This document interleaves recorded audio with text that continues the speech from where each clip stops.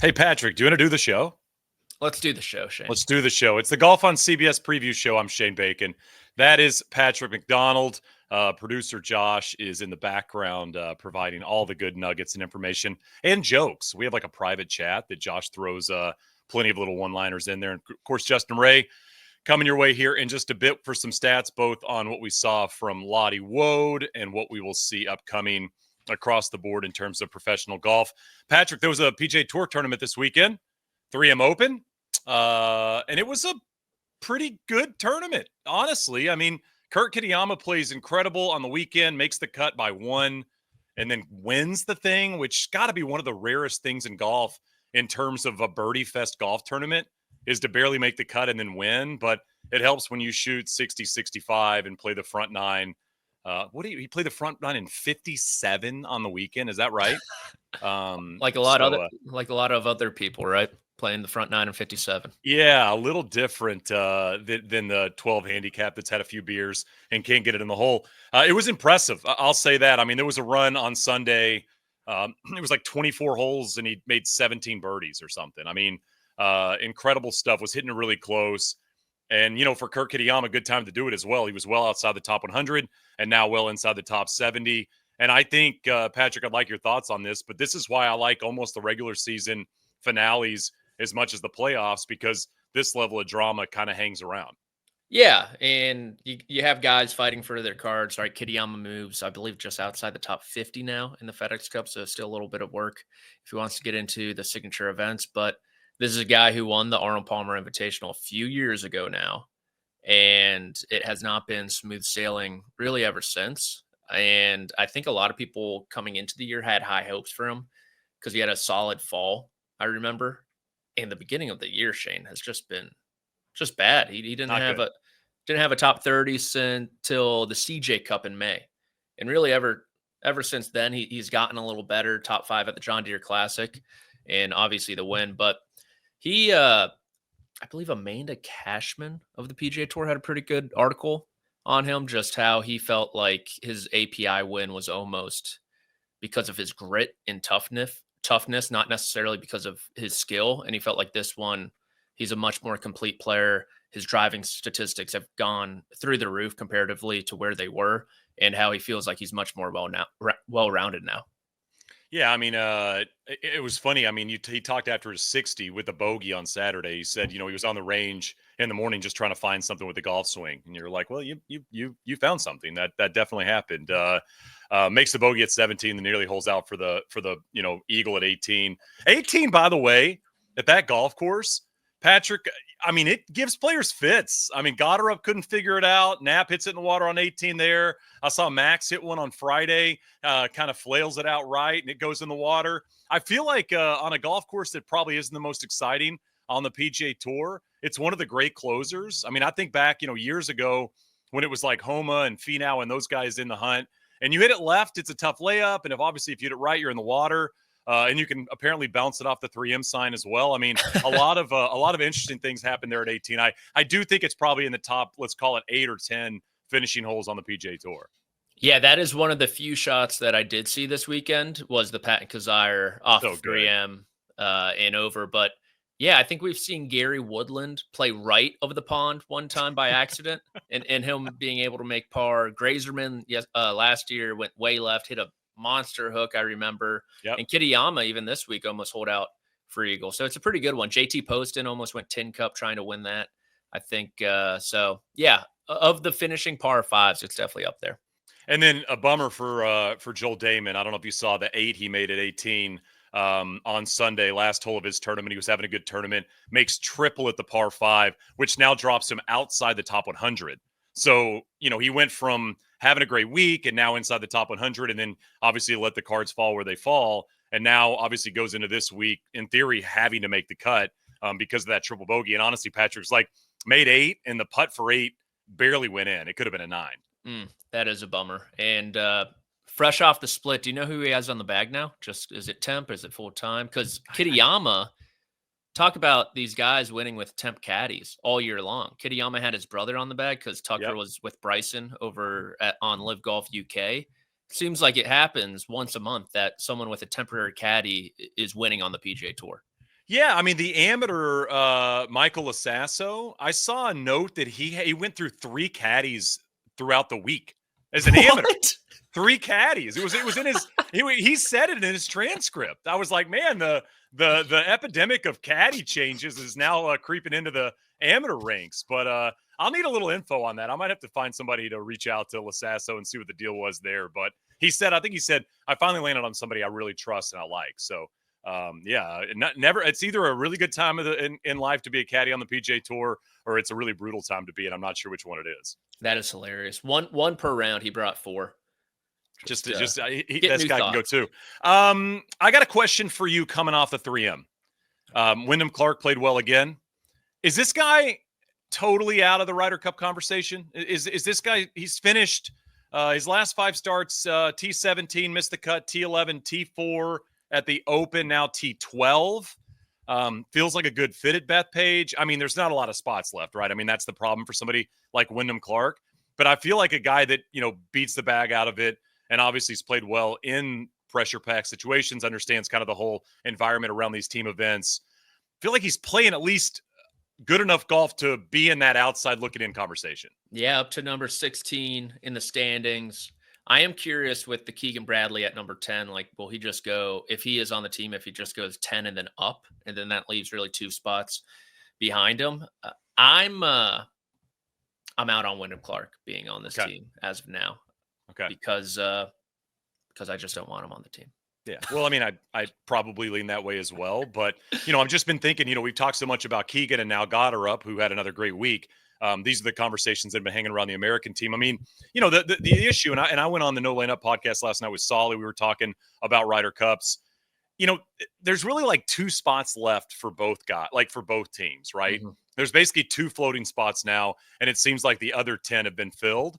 And with those 10 spots, I mean, you're talking about, if you put one of these quote unquote random guys in there, you're losing Sam Burns, you're losing Jordan Spieth, right? I mean, those are the names you're going to be eliminating. Even a Cantlay potentially you leave off the team to put in a Ben Griffin, a Goddard, a Wyndham Clark, a name like that, or even down the list if you wanted to go somebody crazier. But it feels like there's kind of 10 spots are dialed in, and there's 2 left for Keegan to figure out. Yeah, it's going to be really interesting who is left on the outside of this team. And you got to imagine if one of those guys has one of those runs a la Lucas Glover, remember, ahead of Rome, winning back-to-back weeks, not necessarily going that deep. Who knows if they will, but if they say back-to-back top 5s at like St. Jude, BMW, that'll probably be enough to put them on the team, you would think. Cool to see Goddard play well again, by the way. Yeah. I mean, comes off obviously great play in the Lynx golf season. I think you and I talked about it. Let's see what he can do stateside, see what he can do kind of in Americanized golf courses. And he comes out and plays excellent. Cannot figure out 18 at that golf course, though. I think he hit it in the water 3 of the 4 days. It was funny. I was on HQ with Rick, and we were talking about Goddard at 18. Like, do you hit it in the water off the tee just to get it out of the way, and then figure it out? And then he ends up doing that on Sunday. You're like, no, we didn't really actually want you to do that. But outside of that, he had another great week. And I mean, he's definitely somebody that's worth talking about in terms of putting on the team, considering where his game's out and the confidence level. I mean, it's very, very high right now. Yeah, I think coming into the week, he was 12th in the world in total strokes gained the last 3 months. And in this field, I believe he was second to Sam Burns. I'm sure that could have flip-flopped after this week with that performance. And you talk about the course fit. Goddard kind of has that tight little fade out there. Can get a little wipey at times, as you saw there on 18. So I like it. I like going young when you take shots on people, right? Only 26 years old. That's 3 years younger than Scottie Scheffler. So I'm all for it, especially if he puts together another good start or 2.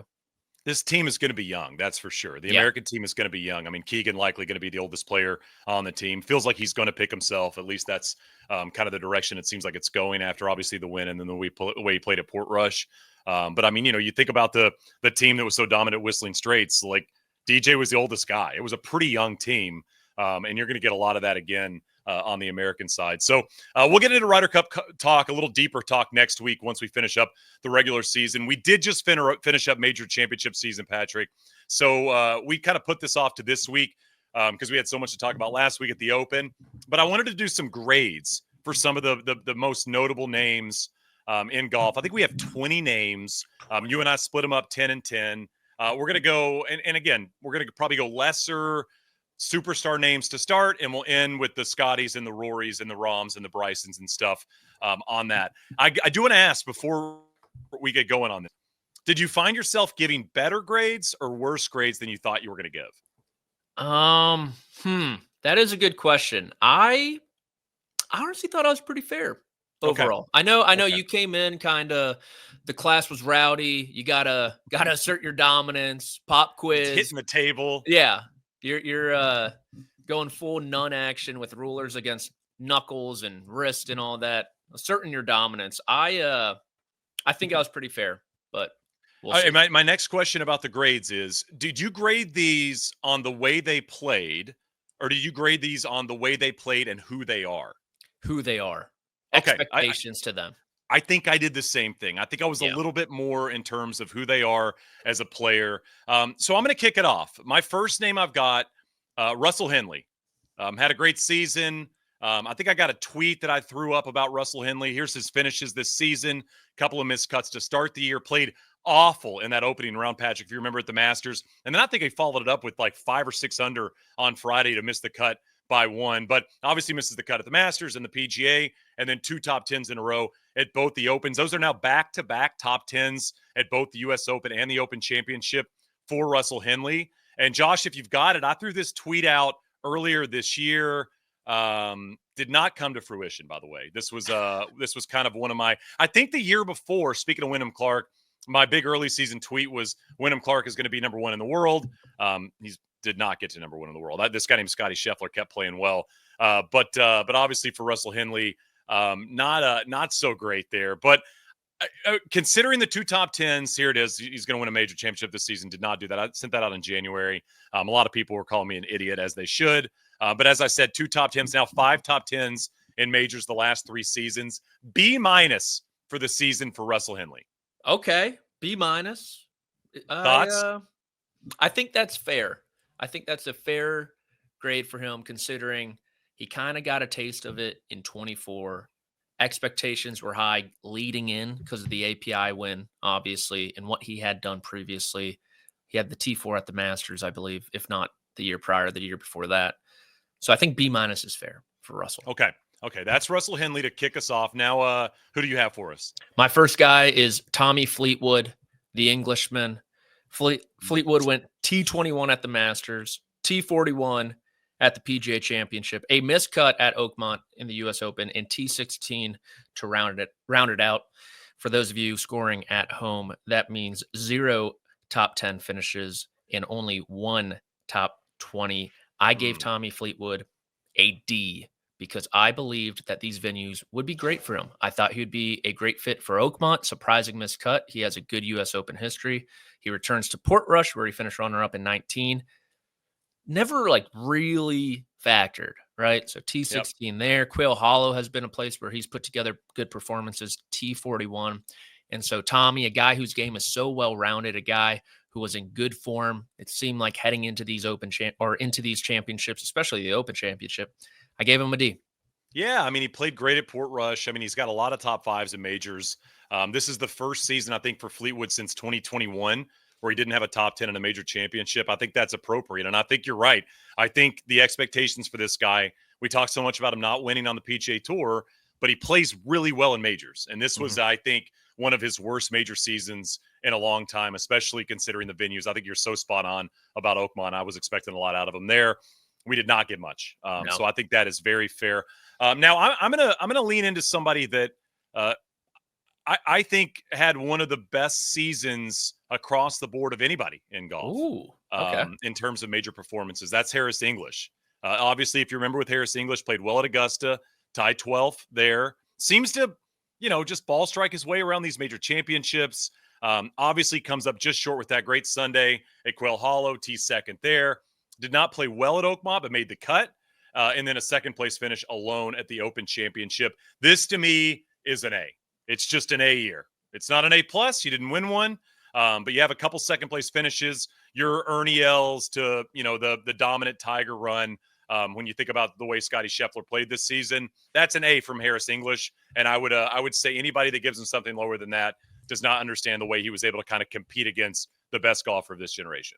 Yeah, he is now up to number 8 in the official world golf rankings, which I don't think many people had Harris English climbing into the top 10 in 2025. But I think we talked about this after the Open, how he's kind of been a final round vulture. 68 Yes. at the Masters Sunday. That was the third lowest score. He had the low round there at Quail Hollow with a 65 on that Sunday. And then the Open Championship finished with a 66. Only guy that beat him inside the top 10 was U.S. Ryder Cup hopeful Wyndham Clark. So really, really put together some really good Sundays for those finishes. Let me ask you a question about Harris English. He's 36 years old. He's won 5 times on the PGA Tour. Do you think he wins a major before his career's done? He said 36 years old. 36 years old. I'm going to say no. Do you? I think the smart money's on no, just because, again, you've got to pick one of these off with all these guys in the field. Yeah. But I think it's a no, and also wouldn't be surprised, right? I mean, you wouldn't be surprised if he won a U.S. Open, considering kind of his record at that specific major championship. Didn't play well this year at Oakmont. But I think if you were going to make a list now, we did this earlier this season, if you're going to make a list now of the best current players on the PGA Tour without a major championship, I think Harris is in the top 10, if not the top 7 or 6, right? So the problem is just, he's not getting any younger, and all these young dudes are popping up, and it's going to be tougher and tougher to get it done. But an A for English. Yeah, especially since I've given Scottie, like a half dozen more. So he's going to win 20. Yeah. Yeah. Sure. That means there's going to be none for Harris, unfortunately. Sorry, Harris. My next guy is Hideki Matsuyama. Honestly, if you look at his results and expectations to Tommy Fleetwood, pretty identical. Okay. Tied T21. They were both there at the Masters. He missed the cut at the PGA at Quail Hollow, a venue that he had played well at in 2017. He was in the mix. Almost won. Alongside Justin Thomas. You flip-flop that where Fleetwood finished T41 at the PGA. Well, Hideki got that T42, and then they tied for 16th there at Royal Portrush. They legitimately had identical major championship seasons. And talk about just like a bat from the expectations being sky high for Hideki Matsuyama after the Century to just doing a whole lot of nothing. The past 7 months. It's been pretty disappointing, and that missed cut at the PGA Championship snapped the longest active made cut streak in major championships at the time. And so I gave him a D. I promise you there's going to be some variety as we go through this. They're just not all going to get Ds. But for a guy who was sneaky there at Pinehurst number 2, as well, a guy who obviously has won the Masters and the PGA Championship being at Quail Hollow, I expected a lot more from Hideki this year. Do you know that win to start the years is only top 10? Yeah. Only top 10 of the year. Ridiculous. Yeah. It's pretty wild. I mean, this is a guy that kind of racks him up, throughout his career. What has he got? He's got 65 top 10s in his career and 282 starts. Just won this year, and it was the first event of the year, and you shoot 35 under to win, and then you just completely go away. Just a strange year from this guy, right? I mean, the ball striking typically can carry you to at least a couple of top 5s, even if the putter is completely sleepy. And for Hideki, just been a very, very off year for the guy. I think that's probably a very fair grade for Hideki. I gave myself this guy. I had to give myself this guy. I was critical of him last week. I will continue to be critical of him. After another live win, by the way, Joaquin Niemann wins again on live. He wins live every single week, it seems like. But you see the finishes here. First top 10 in his career to major, obviously at the PGA, and then goes cut. And I loved him at Portrush. I just felt like the golf course, that major feels like it fits his game too. Yeah. And he just cannot get it done. He's a very, very good golfer. But he has not taken that next step really since the second round at Riv a few years ago when he played that awesome round and went on to win there. You can have all the live wins you want. That's impressive in and of itself. But when you get to the biggest stages with everybody involved, you cannot cut it. D+ for Niemann simply because of that top 10, and it was his first one. I need more serious golf out of this guy after back-to-back miscuts to finish the major year. D+. I think that's fair, given some claiming he's the best player in the world, given, of course, the young expectations of how many wins he has too on Live Golf, being the top player over there. I think D+ is fair. And I'll transition to another Live Golf player myself, Legion 13, second man, Tyrrell Hatton, a man who probably exceeded expectations in Yeah. 2025 on the major championship stage. I would say it is his best major championship season of his career. He finished 9th in total strokes gained of those who played all 4 major championships.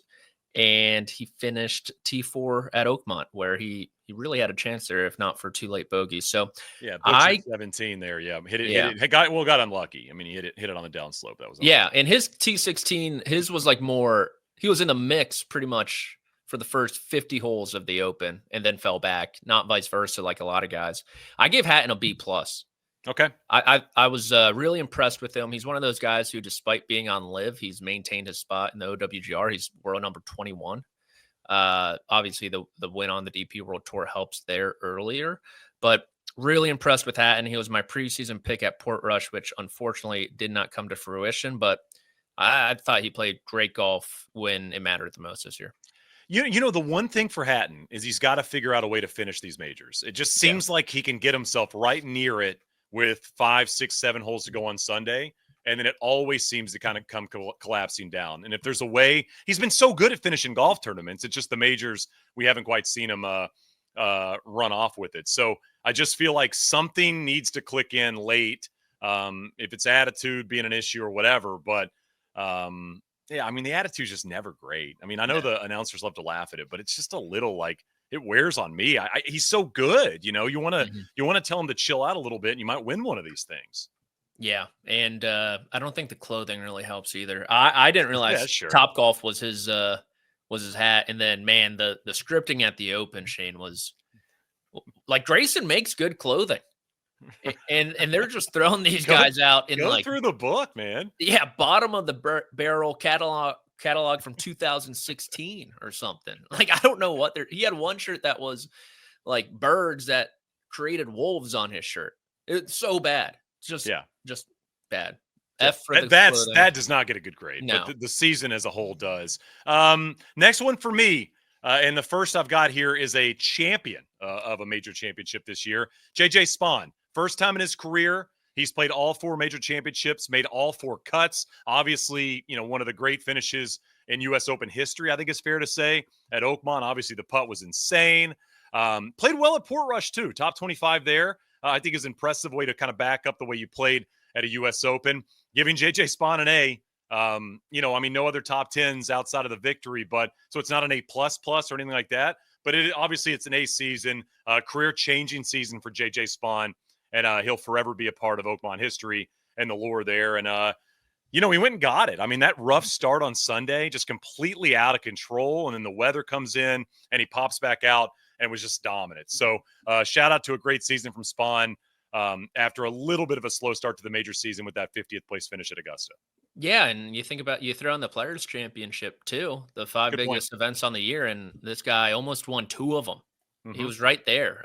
So just you think back to where he was last year and now this year, it's such a jump for him, and honestly, really fun to watch for him. I'm going to tell you this too, Patrick. I'm about to get into some not great grades, so I'm just preparing you for that. Okay. I'm about to get into the most middle of the road grade you could possibly give. So, again, playing both sides of the aisle. Who do we have here? Captain Keegan Bradley. I gave a C- to Captain Keegan Bradley. Miscut at the Masters. I did. C-. Okay. Okay. Good. This is good. Okay. Had the top 10 at the PGA Championship. U.S. Open was meh. Open Championship, good start, poor finish. What did he shoot on Sunday? Do you remember what he shot on Sunday at the Open? Because I felt like he was kind of in it. At the Open, he went 72, 67, 70, 71. Okay. It's not terrible, 71. Okay. Not terrible. And so I was shocked to see just how poor his major championship record actually is. When you think about Keegan Bradley, it's really not good. It is not good at all. I was like, oh, he's definitely been in the mix since the U.S. Open was in his backyard. And it's like, no, he hasn't. Like, he had the top 10 there at the Country Club. That was his last top 10 finish since the PGA Championship. And with how well he was playing this year, I expected maybe like 2 sniffing the first or second pages of the leaderboard. And he only gave me 1, unfortunately. And that was the PGA Championship where they Yeah. finished a zillion strokes behind Scottie Scheffler. So I gave him a C-. And I'm glad I got that reaction out of you because I haven't felt like I've been mean enough yet. I would probably have bumped it a little higher, probably still in the C, maybe a C plus. Okay. Just because it did feel like for a bit he was in the conversation at Portrush. And again, you got to finish those golf tournaments, but it seemed like he kind of played himself into it once again, understanding the importance of playing well in these major championships, not just for, image and all that stuff, but Ryder Cup points and things like that, trying to make it a little bit easier on him. It would have been good to maybe get a top 20 there. But yeah, I mean, it is surprising. You look at Keegan's major Wikipedia page; it's not good. I mean, it's a lot of not great finishes and not a lot of yellow there outside of the victory. Now we move to somebody that's great. It's going to be worse than Keegs. Justin Thomas, T36 at Augusta, missed the cut at the PGA, missed the cut at the U.S. Open. T34 at the Open Championship. Just one top 10 at majors since his 2022 PGA. He's missed 7 of his last 12 major cuts. A big, fat F for Justin Thomas. I just need more, man. You played good this year away from the majors. The golf outside the majors has been solid. For whatever reason, I don't know if he's putting too much pressure on himself, but he just can't hit the shots at these big events. And honestly, Patrick, I mean, and I know a lot of people said this, if Mito Pereira, and I know ifs are stupid in sport, but if Mito Pereira hits the fairway, doesn't make that awful golf swing, or Zalatoris plays great in the playoff, like we're sitting here talking about JT as like a one-time major winner. And again, he has 2, and you can't debate that. But it's just like the big events, this guy does not show up right now. And it is really rough to watch. And I just, expectations, skill set, early parts of his career, all that stuff. This is an F season for me. And I think JT'd probably agree with it. He is a great PGA Tour player. I've been saying it for a while now. He has been a great PGA Tour player. I think it stems from the driver and that move to May, especially with the PGA Championship. I think it suits very good drivers of the golf ball, and Justin Thomas is not a very good driver of the golf ball. So I'm keen to see what he does in the offseason. We saw that improvement with the putter year over year, and it really helped him at Hilton Head in particular, obviously. But if he can make a move with the driver, I think he can get back to actually doing stuff at major championships. God, it's such a bummer. I mean, you know that, and I think you've got Spieth coming up. But you think about Justin Thomas and Jordan Spieth, and it feels like to me, Patrick, and I mean, I haven't really dove into the numbers, but it feels like Thursday at noon, you flip on the coverage or whatever, and they're just out of it. Yeah. It's like they're just already done, and it's not. There's not that 67 to get you excited on Thursday, or they shoot 7 under on Friday to make a move. It just feels like every major, they're battling to make the cut, or they're battling to shoot even par. It's never that sexy outside of the way he played Valhalla well last year, and that's kind of it. Yeah, I'm glad you brought that up because Jordan Spieth was 4 over through his first 10 holes at the Open Championship. After I was like, I think this guy could contend given his Open Championship history. Every single time. He battles back to make the cut, finishes T40. Actually played decent at Oakmont, finished T20 or inside the top 25 there. And then, of course, like Augusta National, this guy's going to give you a top 20 finish every single time. But it's also for him, his institutional knowledge, that field, probably the easiest major to finish inside the top 20 of. I gave Spieth a D+. I was maybe a little nicer than I could have been. 1, coming off the injury, and then 2, coming off the second or his first WD at the Travelers going into the Open. But pretty similar to JT, this guy finished T4 at the 23 Masters alongside Phil, not really ever in it, just had a good final round there. And that was his last top 10 finish. We have to go back really to Royal St. George's, where Colin Morikawa won, to see this guy factor late in a major championship. So D+ for Spieth, very disappointing. I thought Quail Hollow, given his skill set, was one of the better PGA fits for him, and he misses the cut, never factored for the Grand Slam there. Yeah, and I mean, I think your point on Spieth at Augusta is like, are we impressed with the T14? I mean, it's like he should finish in the top. In theory, he should finish in the top 10 or top 5 at that golf course simply because of the knowledge and the skill set and how much he loves the place. I mean, I'm not that impressed with that. I probably am more impressed with the top 25 at Oakmont, to be honest with you. It feels kind of D-minus-y to me. You make 3 or 4 cuts, but it's just, again, these two dudes were the guys in professional golf, and now you're talking 6-7 years ago, and they're just not ever factors, and it's a real big bummer. And if I gave you kind of the same thing I said about Harris English, are you going to take a JT or Jordan Spieth major win again? Just feel like the smart money's on a no. Yeah. Who would you take between JT and Spieth? Probably JT. I think I'd go Spieth. Okay. Just because of Augusta? Augusta and the Open, he's in until, 60. Yeah. I mean, that's probably the smart play. You're probably, once you say that, I probably would flip to you. But it's just, again, like every time you're kind of thinking maybe this is the week or the golf course sets up well, and it just seems like it never does. And it's a bummer. It's been a long time since these guys were, I think, what some of the time we think they are, these days in 2025. Speaking of extremely disappointing years from a top tier player, Patrick Cantlay, worst major season of his career, finished T36 at Augusta, then goes miscut. I mean, had missed 4 total cuts in majors in his career, missed 3 this season. Awful golf. I mean, come on, dude. You're too good of a player to be missing all these cuts. F-, worst grade I gave anybody on my board. Patrick Cantlay, F- major season. Bummerville. The fact that he's probably going to be on this Ryder Cup team is wild to me. But, he plays well there and plays well with Xander. But the big events, he was an absolute no-show. I didn't know you could give F-. Oh, you yeah. Ever gotten I don't think those? you can have F+. I think an F- is the only negative F I think you can give. That's when the teacher's just pissed off at you, really. Yeah, it's all like, red pen. Like you're just, it's nasty. Yeah. Now that I do not understand how he can rise to the occasion in these team events every single time, whether it's the Ryder Cup 18th hole there against Rory or the President's Cup 18th hole there against who was it? Tom Kim, and Wyndham Clark was bullying Tom Kim, I believe. That video surfaced again. That's kind of really where Clark's journey began. It felt like. Yeah. I agree with you. I don't understand how he can do that and then this. Yeah.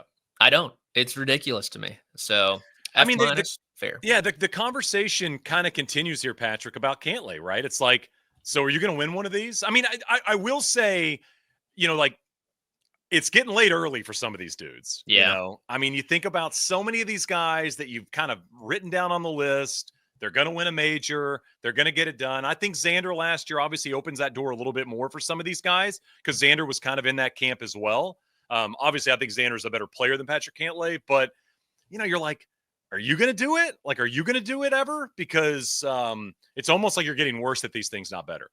Yeah, exactly. My next guy has contended quite often in major championships. Okay. That's Viktor Hovland, highlighted by his solo third-place finish at the U.S. Open. He made the cut in all 4 major championships as well. Finished the year 13th in total strokes gained in the 4 major championships. That's about 1.3 per round.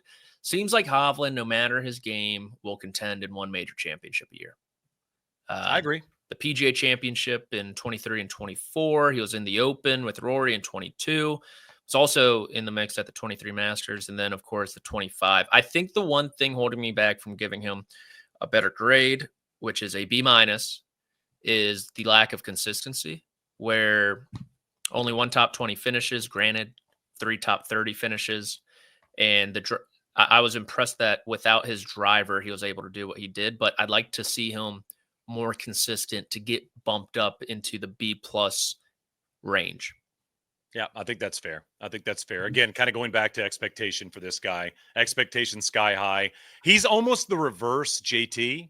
It seems like he plays better at the majors than he does at the regular PGA Tour events, at this point in his career. Mm-hmm. And but yeah, I mean, contend in 1 major, you're kind of thinking you get a little bit more out of Viktor at this point. Still kind of waiting for that second run of Viktor Hovland. We had that run in the playoffs.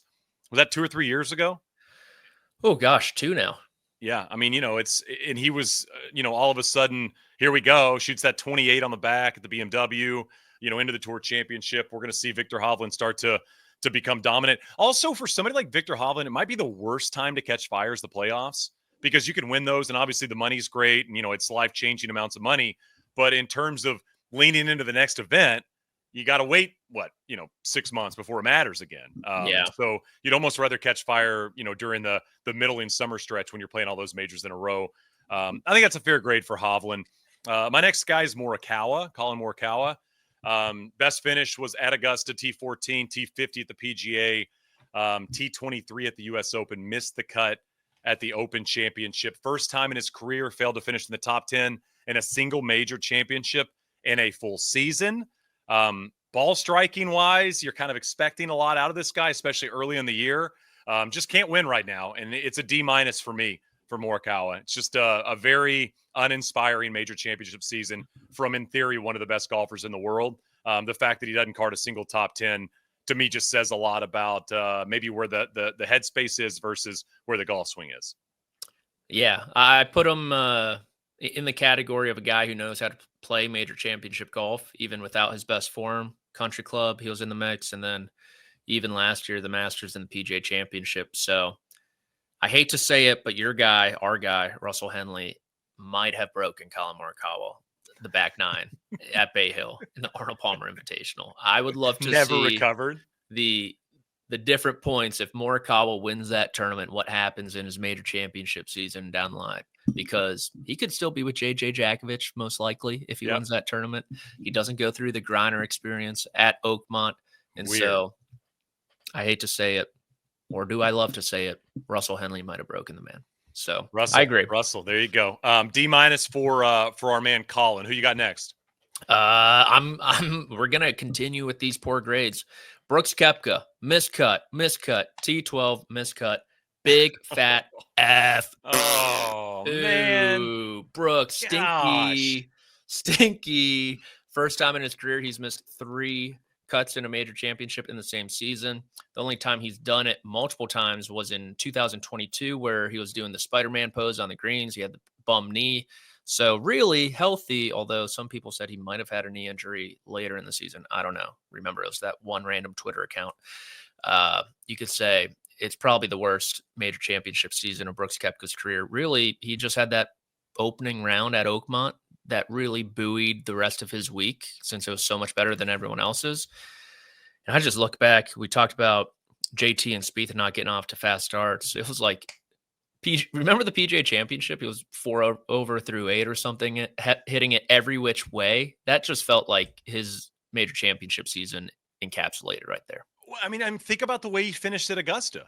Yeah. I mean, he was 1 over for the week, or even for the week, standing on 17T. And I believe he finished bogey triple to miss the cut on Friday, or bogey quad, maybe. I mean, it might have been an 8 on 18.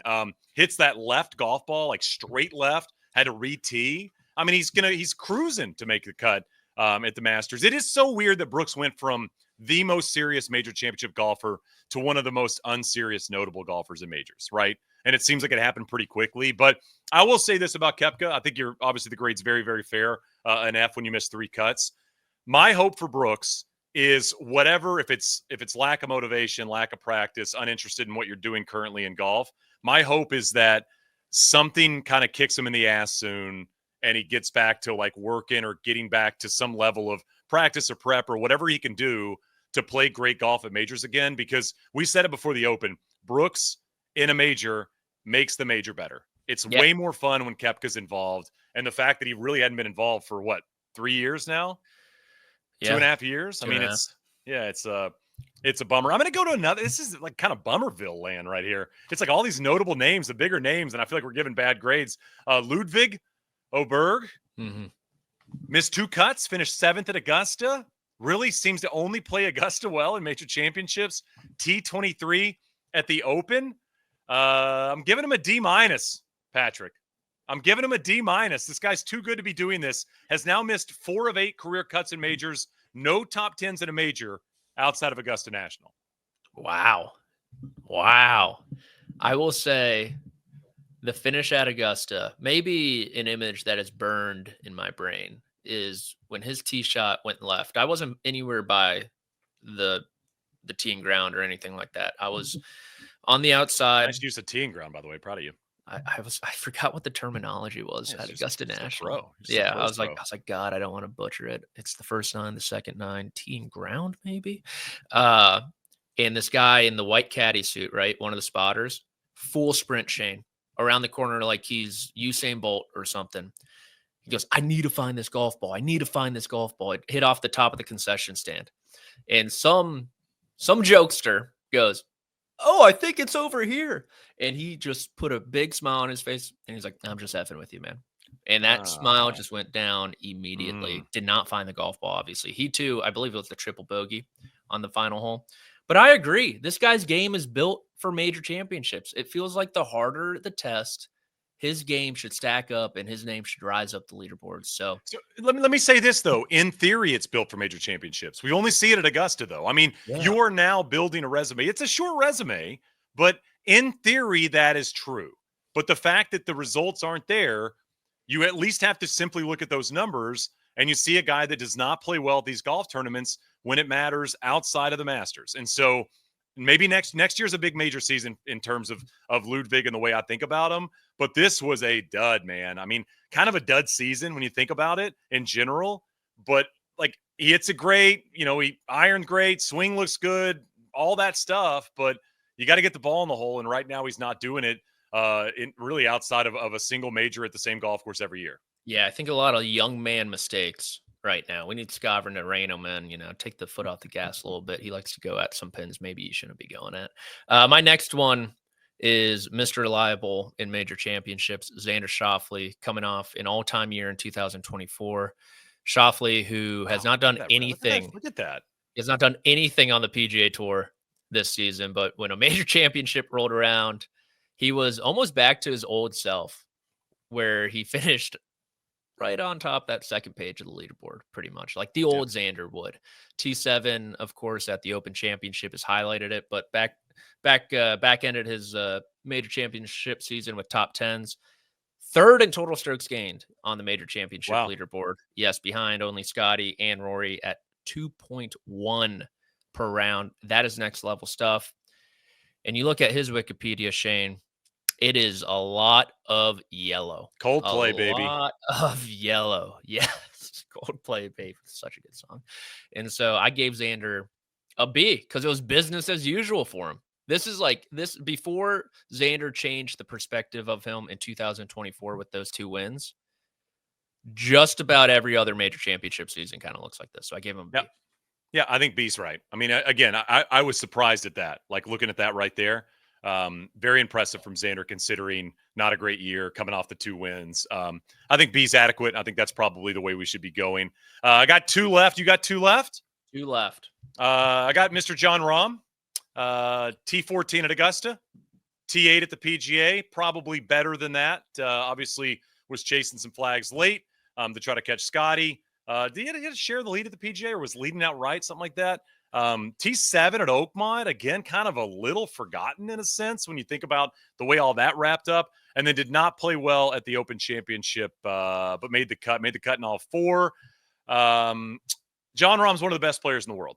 John Rahm should be contending and winning major championships. He was in contention at exactly 1, and that was the PGA. And I almost think it's probably maybe unfair to Scottie in the way he was able to close to even say John Rahm was quote unquote in contention. I'm giving John Rahm a C+. Like you had a couple top 10s. That's great. We don't rate guys from like the John Rahm's abilities with top 10s. We need victories. And for John Rahm, we're now kind of starting to pile on the forgotten major seasons during the prime of his career. Dang. I thought you'd sneak him into the B range. Can't do it. I really did. I know. And Not I a know top how 5 high there. you were on him for the Open. Yeah. And disappointing, man. Very disappointing. Very disappointing Open. I agree, though. And yeah, it's just really the PGA Championship the last 2 years has been the only time he has been in the mix since making the move across to live. So I think that's a little harsh, but I'll agree with it. Okay. My second to last guy is another live golfer, Bryson DeChambeau, who went T5, T2, miscut T10, 3 top 10 finishes in the major championships for the second straight season, I believe. Pretty similar results to last year, honestly, outside of Of course, the win at the U.S. Open being the big difference maker, but 2 weekend contention runs. He had the lead at the Masters with 16 holes to go. He had the lead Saturday at the PGA Championship, right? He was pumping up the crowd, walking off the 15th green, the par 5. And then, as the kids say, blank hit the fan, Shane. Had the case of the lefts, which were the big bugaboo at Augusta National and at the PGA Championship with his irons. But I gave Bryson an A-, fourth in total strokes gained in major championships. Mind you, that's a couple less rounds too, since he did miss that cut, at about 2.2 per round, per my numbers, per my quant, who's working hard right now. And just another major championship season where the majority of the time, Bryson DeChambeau's name is on the first page of the leaderboard. He's in contention every time. I mean, I'm very impressed when guys do this. You know, I mean, you talk about Xander's year, not playing his best golf, was there. You know, a lot of the time, Bryson is maybe the most outside of Scottie fixture on the top of these leaderboards at majors the last 3.5 seasons, 4 seasons, and again had opportunities. Obviously, playing alongside Rory on Sunday at Augusta National. I think that's very, very fair. I would like to see Bryson win another one. You know, like I'd like to see him win something that's not a U.S. Open. And I think he probably wants that as well. But it feels like we're very close to it happening again. I think a bummer of a year just because he didn't get a trophy. But all in all, one of the better major seasons. I think that's good. My last guy, a fellow named Rory McIlroy. Don't know if you remember him or not. At Augusta, he won. Did you remember that? Yeah, he won. He won at Augusta in a playoff over Justin Rose. Emotional, I'd say. And that completed the career Grand Slam for Mr. Rory McIlroy. So then all the expectations followed. We were like, he's going to win the PGA. He loves this golf course, T47, never in contention there. Got off to a brutal start. U.S. Open, battles on Friday just to make the cut. Made the cut there. And I'll tell you this, the battle helped the case because he could have just said, screw it, I'm sending it in. I'm done. I don't want to be at Oakmont anymore. Ends up finishing in the top 20 there at Oakmont, T19. And then top 10, obviously, at a very emotional Open Championship where he seemed to have as much fun as he's had in a long time on the golf course. It is an A season for Rory McIlroy. You win the Masters, you get an A. You complete the Grand Slam, you get an A. Would have loved to see one more major him in contention at. But I think all in all, this will be one of the years, if not the year, we remember from this guy. Yeah, the win at Augusta, the penultimate game Sunday at the Open, too. I know he was very far off the pace, but still – one of those final tee times on Sunday is always a good thing at a major championship. And I agree. I think the U.S. Open battling and then playing well there on Sunday specifically, I believe he had the low round in that day at Oakmont, really turned around his season and started to bring back the good vibes that there were the first 4 months of the year, which he obviously did not have at the PGA Championship, which was surprising. By the way, Rory, a white wine guy. Just I was really, the whole Saint-Tropez video and stuff. I mean, like I'll have a white wine every now and again, but I don't know if I'm partying with white wine. I'll party with some rosé. I'm fine with a little rosé, maybe on like a warm day. You're out with the lady, you have a rosé. But Rory, a white wine partier, was a bit of a surprise to me. I like the occasional Savi B. I'll be a Savi B boy. I could see you pointing that finger up in the air. If you're at the Renaissance, you'll get one and you'll be good. Yeah, I didn't know where that video surfaced. He was on the coast of France. Yeah, that's Saint-Tropez. Guess him. Do you think so? Do you think that Rory is he going to just play like 8 tournaments going forward? It seems like all he wants to do is just like enjoy it, And I mean, I'm okay with that too. I mean, I love seeing Rory in the hunt and playing golf tournaments, but I will be very interested in what he does in 2026 and what he tells the people the year's going to look like going forward. I saw the video of him walking around. Was that the Senior Open? Yeah. What was he doing Incredibly hungover he looked. He didn't look great. No. Didn't look great. Did like the pants, though. Great pants he was wearing. So pant fit was an A+. All right, your last guy, number 1 player in golf. Yeah, you're not going to see him partying in the south of France. I mean, I hope we do, but I doubt we do. Scottie Scheffler, 4 top 10 finishes, 2 wins. The list of guys who have 2 top 10s and 2 wins in the same major championship season. Since Tiger, it's Spieth, Xander, and Hilm, I believe. Hopefully Justin Ray behind the scenes does not fact check me on that one. But you look at the actual numbers.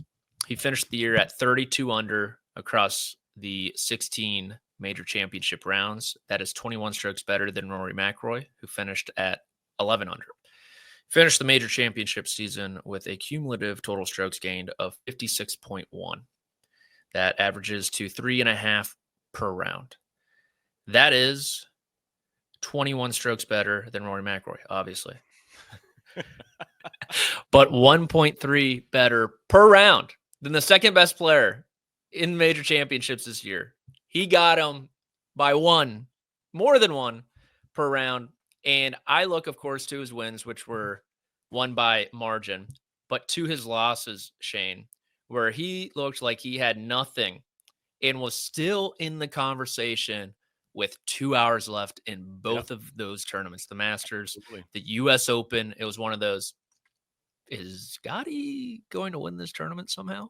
And so I think of course, the wins prove how great he is, but those back it up. I gave him an A+. Yeah. And I thought about an A, Shane, because could this guy win 3 major championships in a season? And that would be a reason for an A+. I gave him an A+, though. I think 2 is probably going to be his max.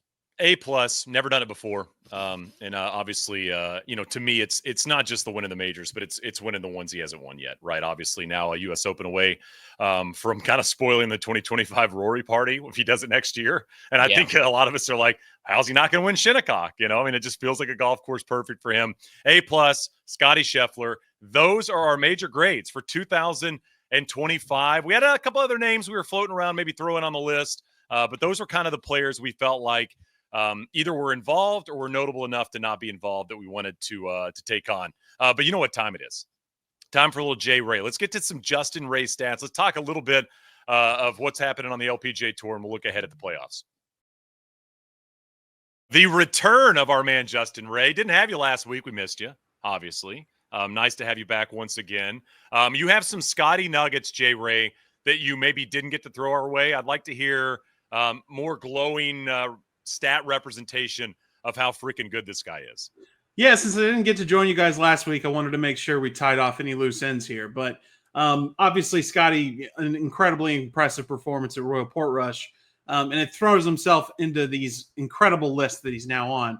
Like, since the first Masters in 1934, there are only 3 instances of a player winning multiple majors in a season by 4 shots or more. Ben Hogan in 1953, when he went 3 for 3 in the majors he played, arguably one of the 3-4 best seasons in the history of golf. Tiger Woods in 2000, maybe the best season in the history of golf, aside from maybe Bobby Jones winning the previous Grand Slam, and Scottie last year. So 1953 Hogan, Tiger Woods 2000, Scottie 2025, the only instances of a player winning more than one major in a season by 4 shots or more.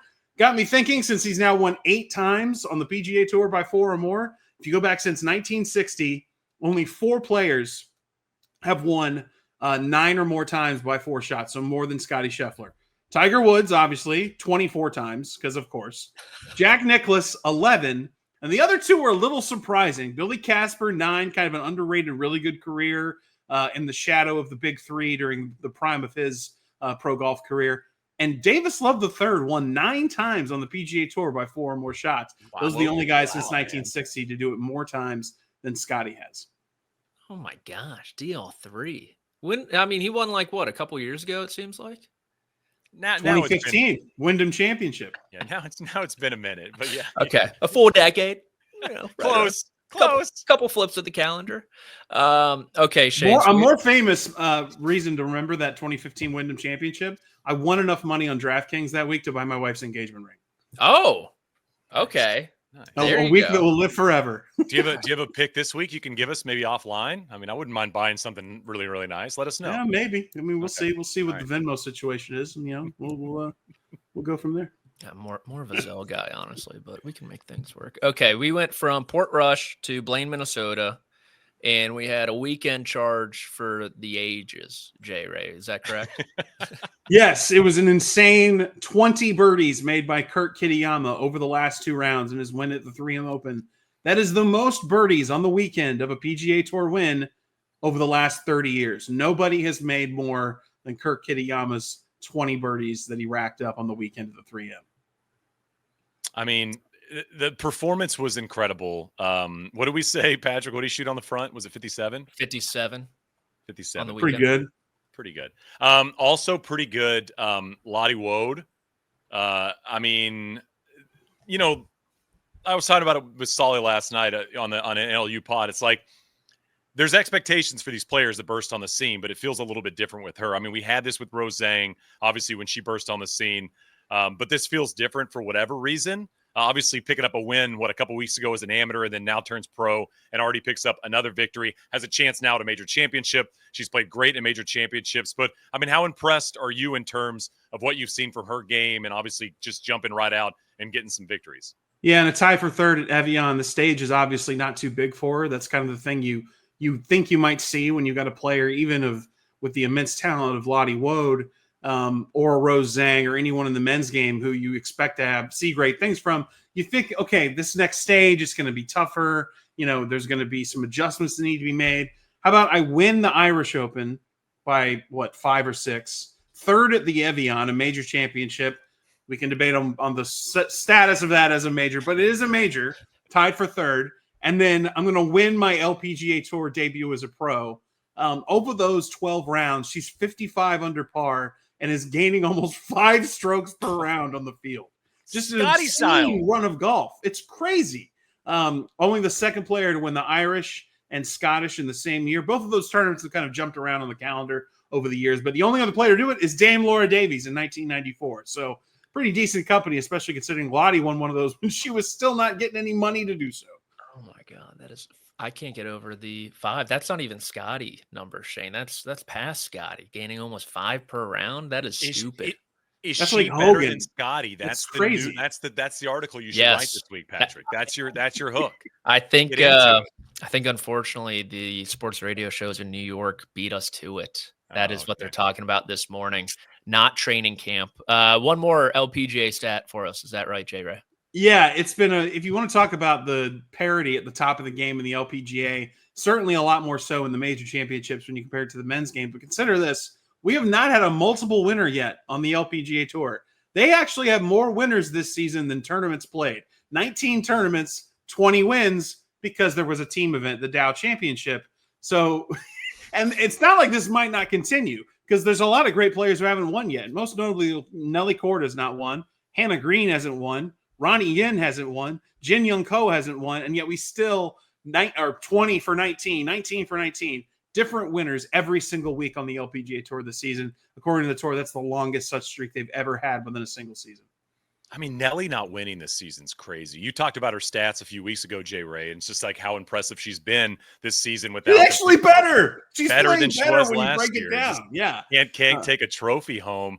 Maybe that'll change. Obviously, I mean, we want Nelly to be great, right? I mean, that's one of the keys to the LPGA is like leaning on Nelly. She was good on Happy Gilmore too, by the way. I thought she kind of. So I was going to say she did play a great psychological board doctor. Yeah, it was alongside just Nancy another Lopez. cameo. So. Patrick hadn't seen it yet. He'll get involved.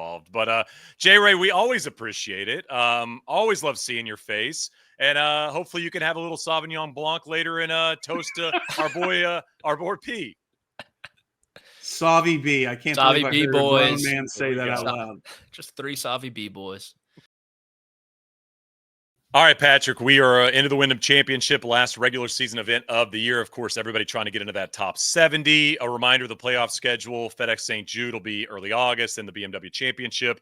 And then the Tour Championship, obviously revamped without the starting strokes. I think that makes some of this stuff more interesting. You know, the fact that in theory, more than ever, maybe even more, I guess you'd go back to whatever it was 6, 7, 8 years ago before they started the staggered start.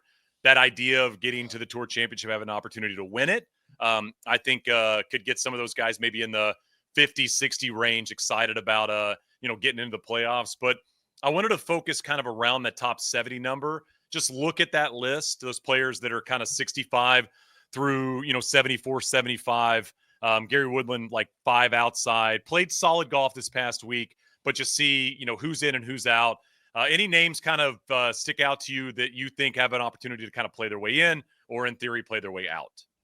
There's one guy who I've been thoroughly disappointed in 2025, and I'm not selling my stock quite yet. Davis Thompson is 78th on Okay. this list, outside looking in. Granted, he's exempt. Remember, top 100 retain their cards this year. So the FedEx Cup fall, if you don't get inside the top 70, I mean, that is going to be sweaty palms across those 2 months of the FedEx Cup fall. But Davis Thompson, a winner last year at the John Deere Classic. I still believe he has a chance to make this Ryder Cup team, but his path to that is very, very narrow. It probably requires a win this week, which, for as much talk about the bubble, there normally isn't too many shuffling in, shuffling out as people would expect. So he probably needs something like close to a win. I imagine like a top 3 finish Davis Thompson needs, and then obviously to win out probably for the Ryder Cup. But he's the guy at 78. I'm like, dude, I think your ceiling is so high, and it has just been a dreadful season for Thompson. Yeah, I mean, some other notable names I was kind of surprised to see well outside the top 70. Matt McCarty, 84. He played well at Augusta. Wow. Seemed like he was like consistent this season. Well outside that number coming off the 3-win season last year on the Corn Ferry Tour. Adam Scott, 85. You think about Oakmont, what could have been if he'd have played a decent final round there. Tom Kim, 89 on the board. Obviously a very popular player. I mean, Garrick Higo, who I think we've seen kind of pop up both on the Corn Ferry Tour. And then obviously, somebody like Max Homa well outside at 106. There's some big time names that need to probably win this week to have an opportunity to jump into that top 70. But, as we said, jump into the top 70 and you have an opportunity to potentially play your way into the final couple of events of the season. And if you get to that top 30 position come the Tour Championship, it's anybody's game, on a golf course where we've seen some randomness happen over the years, Yeah, Austin Eckroat outside the top 100. For whatever reason, I thought this guy had won this year. He won in the fall, I know, but I thought he also won. Kind of like McCarty, right? You're like, yeah, he won this year, and you're like, oh, actually, it was the fall. But I think the last name to keep an eye on this week, Shane, is Højgaard, to see what those guys can do. Nikolai 71, obviously, as you see. Rasmus 82. Their best finishes this year came together at the Zurich Classic when they finished second there. So I'm curious to see what they do. And the FedEx Cup fall started. It was top 125, the original one. Is that right? Yep. And then it whittled down to top 100, and now top 7. Do you like the change there? I mean, I like it being more cutthroat. I mean, Yeah. I want you to have like kind of going through some of these names, Patrick. I mean, you're talking about like a Matt McCarty, right? Going back to McCarty for a moment. It seemed like he's had a good season, to me. Seen him pop up on a couple leaderboards. You play well in a major, that there's opportunity there. Yet the season hasn't been good enough to be in that top 70 to get in the playoffs. Like that's the stuff I want to see. And somebody like Chris Kirk, who played well last week, you move from 77 to 73, you got to play well again, right? Or you're on the outside looking in terms of making it to the playoffs. And that's a bummer spot to be, if you don't make these final 3 events and have a chance to kind of keep pushing your season ahead and look forward to 2026 and even the fall in 2025. Okay, I'm going to give you 2 names, and you're going to have to tell me who is higher in the FedEx Cup standings. Okay. We have Scottie Scheffler. Oh, sorry, go ahead. We have Justin Leonard or Brendan Todd. I'm going to have to go Justin Leonard, or you wouldn't ask the question. Justin Leonard, 220 with a total of 9.25. Brendan Todd, 227. Wow. 3.75 points. How far does it go down? Like, what's the last number? Who do you believe is number 238th in the FedEx Cup standings? The last man on the total. It's got to be a guy that's played one event and made the cut and finished like DFL. One event, 1.493 points. He is a major championship winner. Somebody maybe from the Masters or something. Like he's a PGA championship winner. Rich Beam. And he has not outlandish, but a little bizarre sponsor on his hat. It's an account on Twitter that replies to everyone. Dude Wipes. Who is it? It's Jason Duffner. The Duff. The Duff. Duff Okay. Daddy in right. last. Okay, I'll give you one more. This is what people came here for. Tommy Two Gloves Gainey. Okay. Or Live Golf member Tom McKibben. I'll take McKibben. I'll go with McKibben. McKibben, 13 points, 2 gloves, 8. You are correct. You know what? And Patrick, this is why the FedEx Cup was created, for these conversations. Like, this is what, I don't know who the CEO of FedEx is, but he's probably sitting here going, thank God they're giving the credit where credit is deserving of somebody at 230 on the list. That, by the way, that's your FedEx Cup bubble chat there. I thought we got off to a hot start, maybe slowed down a bit on the back end. But let's move to the Wyndham Championship. As we mentioned, last event of the season in terms of regular tour events before we get to the playoffs. Who is your can win this week at the Wyndham Championship? Can win. Ben Griffin. That'd be huge, dude. He's going to get back on it. Kind of, if you win it, you're on the team, right? Definitely, I think. Yeah. And really ever since, I mean, he missed the cut at the John Deere Classic. It's all been downhill from there. So that doesn't seem too long ago. I'm going to say he can win. I'm going to say that Cameron Young can win. God, I hate that pick. And I'm going to say Harry Hall, 35-1 can win. I think, Shane, Harry Hall is going to be on that European Ryder Cup team somehow. Come on. Somehow. There's no spots for him. Patrick, you got to go through the names. There's no spots. He's going to take the Højgaard spot. No, he can't. That is the play. There's just no chance. There's no chance. Imagine him and Bryson in the hats together. Playing at singles. That'd be winner takes cool. the hat. I like that a lot. Throw it up in the air, the concession. I got Spieth, can win. Pick him every week, I feel like, just for fun. A guy that I brought up right off the top of the show, Wyndham Clark, playing some great golf. I think he can win. Somebody who is sneaky, found a little bit of form lately. Just sneaky, playing some decent golf. Not great golf, but some decent golf. Mr. Ricky Fowler, I think, can win this week as well. Those are some notable can win names. High on the odds board, which means if you do that on the can, you got to stay with notables on the can't, right? If I go can't win, I got to stick with some big names. I got Keegan not winning this week. Sorry, Keegs. You're not winning. Probably got Zoom calls all week. He's probably got a text. He's probably charging his phone 2 or 3 times a day from the text chains that are floating around. He's probably avoiding Ben Griffin on the range. Like, I don't want to talk right now, bro. I got a meeting. I got Hideki. Can't win. As I mentioned, 1 top 10 in the season. Happened the first event of the year. Been a long time since he's played good golf. And our boy Kitayama, I don't think is going to go back-to-back. Those are my can't win list for the Wyndham. Some announcers pronounce it Kitayama. I know. I don't really enunciate Kitayama. Yeah, it's like Kitayama. Is that what we're supposed to do? Kitayama.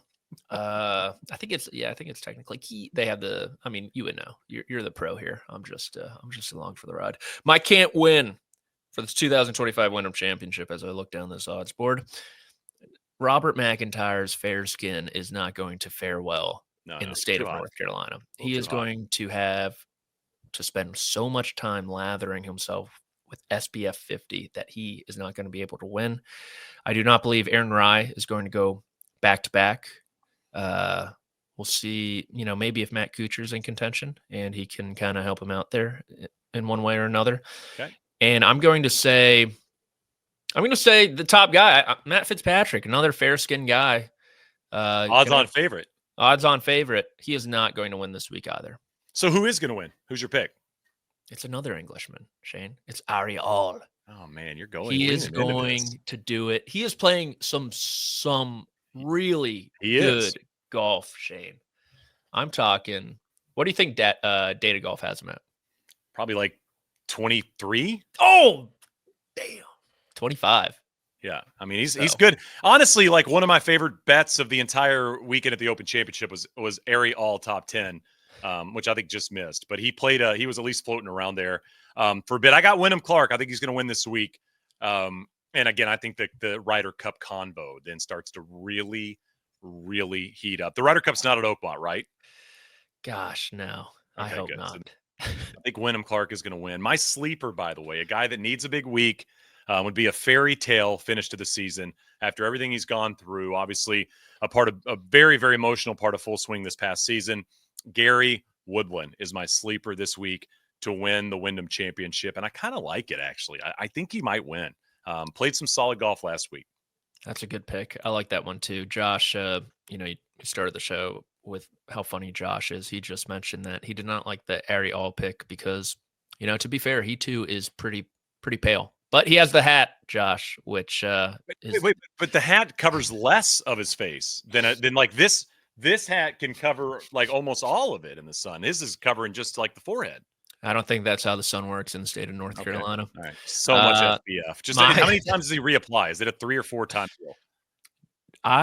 Do you think any golfer uses the lotion and not the spray? I heard a rumor years ago the spray was going away because it kills the coral reefs, and still see it at the CVS. Not going away right now. No, the coral reefs have been dead a while too. They have no chance. Sorry, guys. I had eyes on those bad boys in 2017. Yeah, we crushed you guys a long time ago. They're cooler than the Europeans in this field. Oh my gosh! Look, he has some nice red. Gosh, he's gonna get so sunburned this week. He's gonna be so red. He's just gonna have to battle through the adversity. My sleeper is going to be. I'm kind of liking Bud Colley at 70-1. Looking at this list right now, he's gonna be my sleeper. Bud Colley. Yeah. I also always love how you just pick them on the fly. I think if we do this next year, we need to probably have a tally. Like we should probably keep up with. I'm coming back from vacation. Yeah. So I'm going to say that. I wanted to give a shout out to Johnny Kiefer, by the way. Want to get on the Korn Ferry Tour. Absolute stud. Now there's 3 guys on the KFT that have 2 wins with a chance for the promotion, late season promotion. We're back on TV this week, by the way. Korn Ferry Tour is. So I'll be on the call with Mr. James Nitties, and it's a little late night golf. So if you kind of finish up watching the Wyndham and you're still itching for some, you can flip us on. I think we're on like 5 or 6 p.m. Eastern, kind of taking you through cocktail hour golf. But that should be a lot of fun. And like I said, the Kiefer boy is picking up a lot of dubs right now, and he's been incredible since he turned pro out of Baylor. That'll do it, by the way. I did not think we were going to go an hour and 12, basically talking what just happened and what's ahead. But that's what happens with these shows. Sometimes you just go long, and I thought the grades were fun. Last thing I'm going to tell you, Sahith Theegala, 144 on the FedEx Cup list. That is a bummer. I love watching Sahith play golf. Damn. That is low. Not good. Not good. A lot of big names having bad seasons. A lot of big names not having great major seasons, right? Kind of going through those grades. It wasn't great. We're going to talk some Ryder Cup next week. We're going to dive into top 50, top 30 next week as well. We'll have Jay Ray as well on the show. You can hit the subscribe button, or you can smash it, and join us as always here on the YouTubes. And we appreciate all the love and support in the comments. And we will chat with you guys following the regular season.